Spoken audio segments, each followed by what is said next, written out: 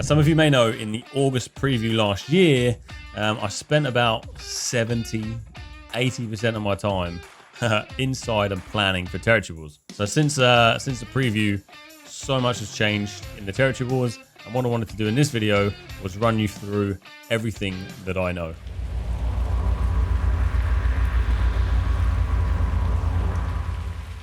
To get started, the first thing you are going to want to do is buy yourself a territory.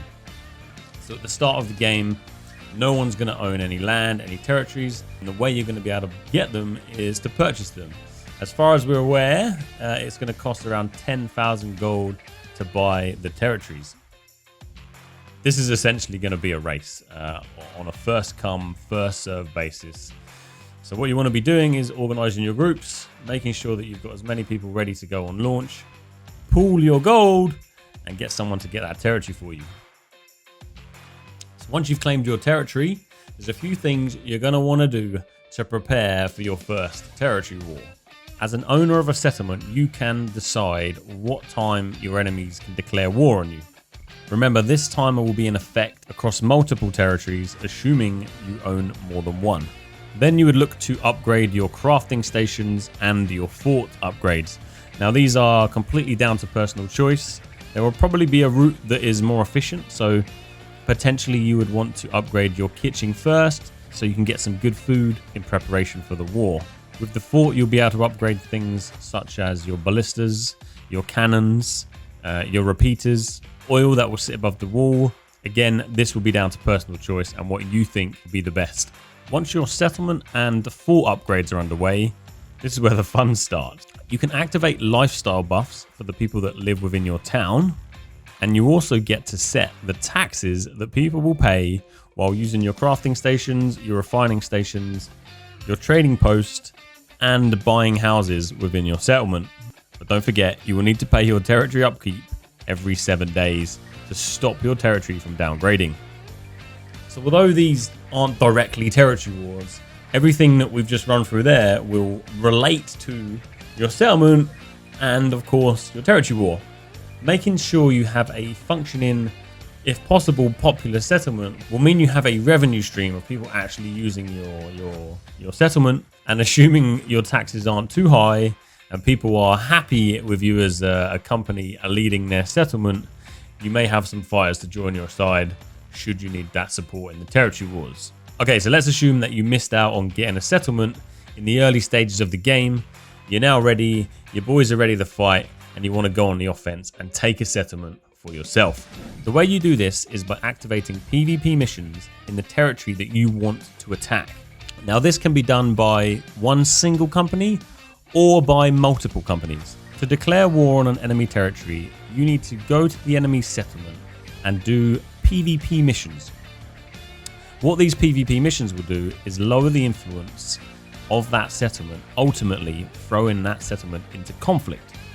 The system rewards the most active companies in the influence race with a higher chance of being selected as what we call the Vanguard. So when an enemy territory is in conflict, that's your chance to declare war. There is a price to declare war. I can't remember exactly what it was off the top of my head, but make sure you have some gold in the bank ready. Once you've declared war, you then have an opportunity to become the Vanguard. If more than one company declares war on the same territory during the conflict stage, the amount of influence a company has contributed towards the conflict increases their chance to be selected as the Vanguard. Also, to be eligible, a company must have contributed at least 10% of the total influence required to throw that territory into conflict. In the unlikely event that no company contributes over 10%, any company will be eligible to declare war on that settlement. So this is going to be something that you guys do together as a company. So let's say you want to declare war on Everfall and take it for yourselves. You should probably gather as many people as you can within your company and head out there and bring their influence down together. Now, as a defending company, you don't just have to sit there and watch.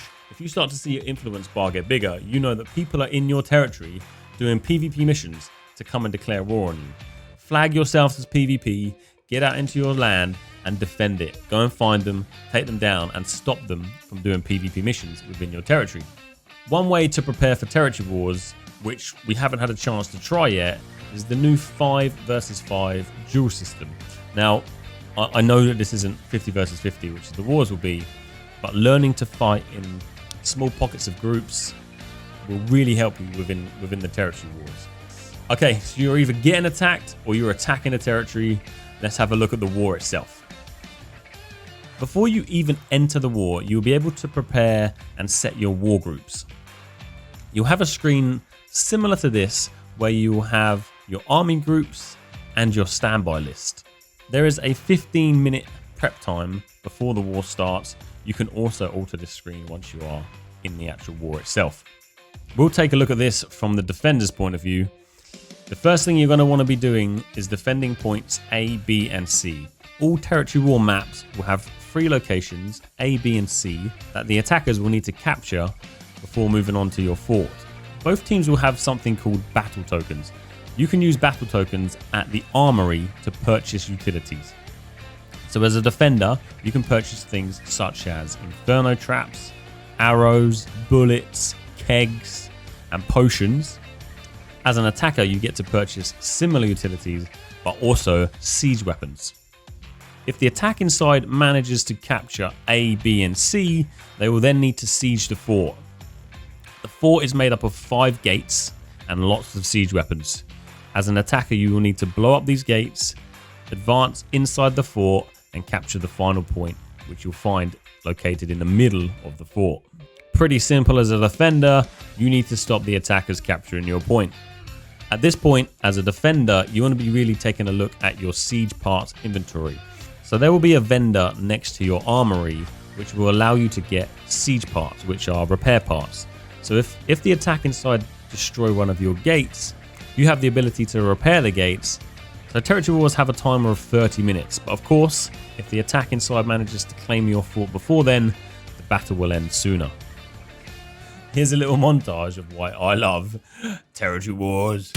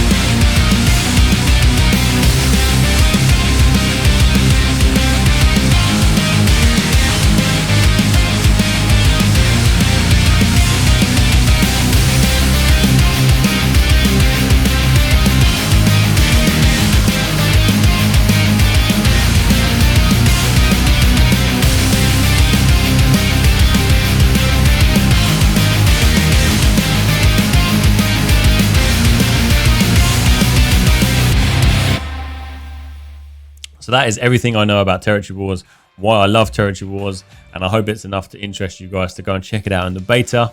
If you have any questions, please drop them in the comments below. I'm sure I've missed a few bits out. And as always, don't forget, every Wednesday night I run a show called New World Wednesdays. It'd be great to see you guys there over on my Twitch. And yeah, if you did like this,